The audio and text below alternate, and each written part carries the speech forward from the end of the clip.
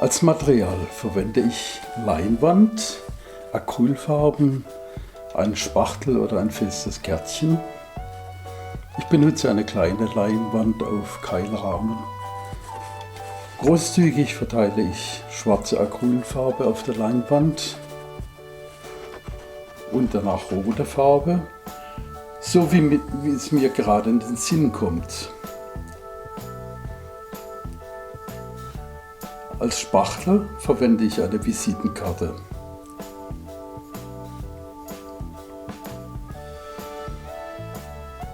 Die Farben werden jetzt verteilt. Zuerst quer und ganz nach Belieben, von oben nach unten.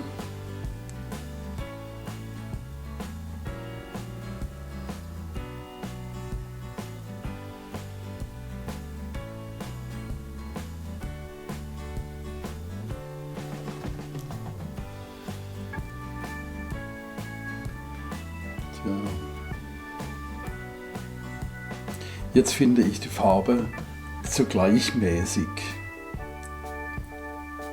Ich gebe noch mehr Farbe dazu.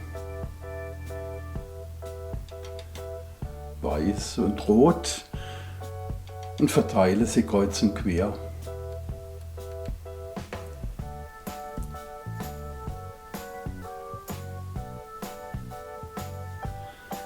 Dieses Spiel wiederhole ich so lange, bis mir das Bild gefällt.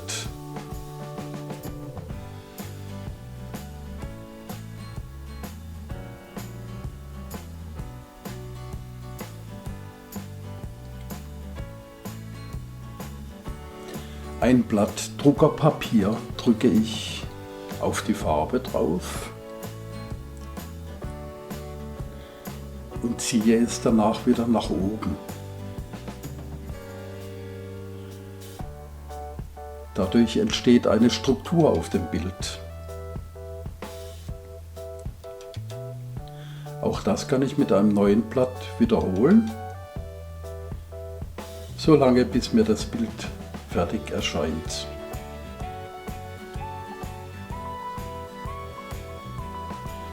Viele weitere Beispiele meiner Malerei findest du in meinem Buch. Ich danke dir für dein Interesse.